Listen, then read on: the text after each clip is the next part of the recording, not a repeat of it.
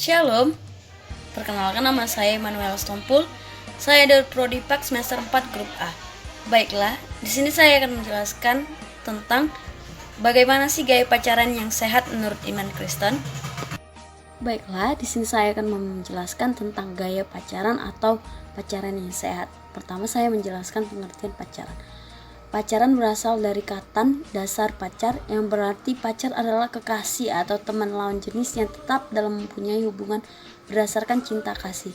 Sehingga pacaran adalah proses perkenalan antara dua insan manusia yang biasanya berada dalam rangkaian tahap pencarian kecocokan menuju kehidupan berkeluarga yang dikenal dengan pernikahan. Menurut pacaran konsep Kristen, konsep kehidupan orang Kristen berbeda dengan orang-orang lain.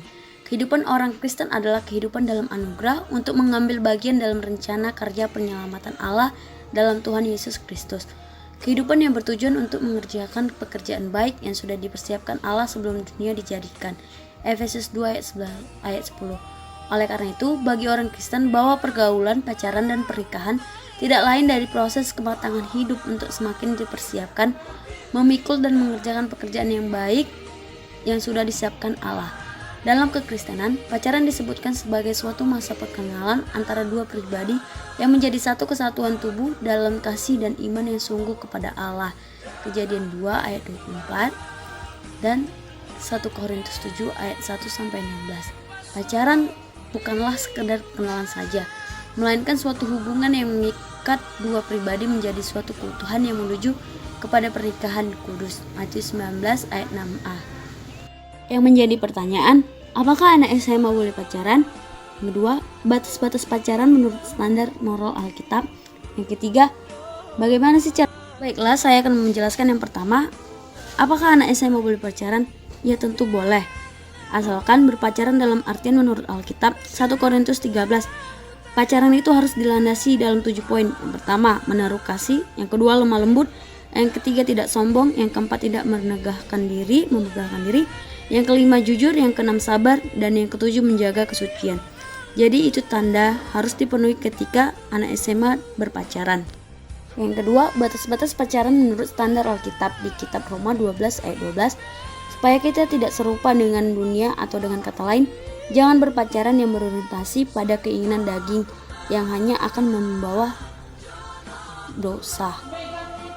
Jadi yang dimaksudkan keinginan daging adalah yang pertama, pacaran yang hanya berorientasi pada keinginan daging bertujuan mencari pengalaman semata-mata dan kenikmatan dalam berhubungan cinta.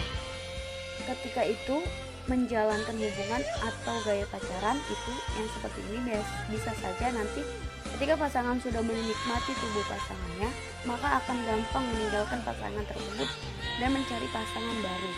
Nah, sedangkan pacaran yang bertanggung jawab kepada Tuhan melihat hubungan pacaran sebagai titik tolak yang menuju suatu hubungan yang lebih intens, yang lebih erat, itu kepada muara yang namanya pernikahan. Kalau dalam kekristenan, suci atau kudus di gereja dan disaksikan oleh jemaat Tuhan.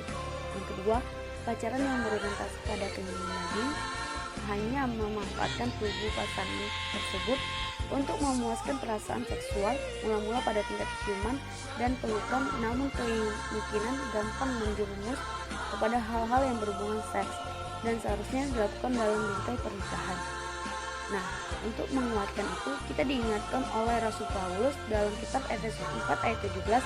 Di situ diajarkan pada kita bahwa untuk menjalin sebuah hubungan yang didasari oleh kasih Tuhan, agar kita jangan jatuh dalam berciuman dan lain-lain, karena hal itu dapat dengan gampang merasuki kita atau menggoda kita untuk menuju kepada hubungan dengan seksual semata. Nah, yang terakhir, bagaimana sih sikap pacaran orang Kristen? Jadi, pacaran yang sehat sesuai firman Tuhan seperti apa? Kalau kita mengerti bahwa kita adalah manusia yang berdosa sehingga mudah dikuasai oleh hawa nafsu, maka usahakan jangan berduaan di tempat sepi atau bahkan liburan berdua. Menghargai seks sebagai suatu anugerah yang harus dilakukan oleh pasangan yang sudah menikah. Menjadikan pasangan sebagai sahabat baik yang saling mendukung satu sama lain, mencintai kepribadiannya dan bukan fisik ataupun materi yang dimiliki. Beberapa syarat yang harus dimiliki baik pria ataupun wanita seperti Adam dan Hawa. Kejadian 2 ayat 23-25.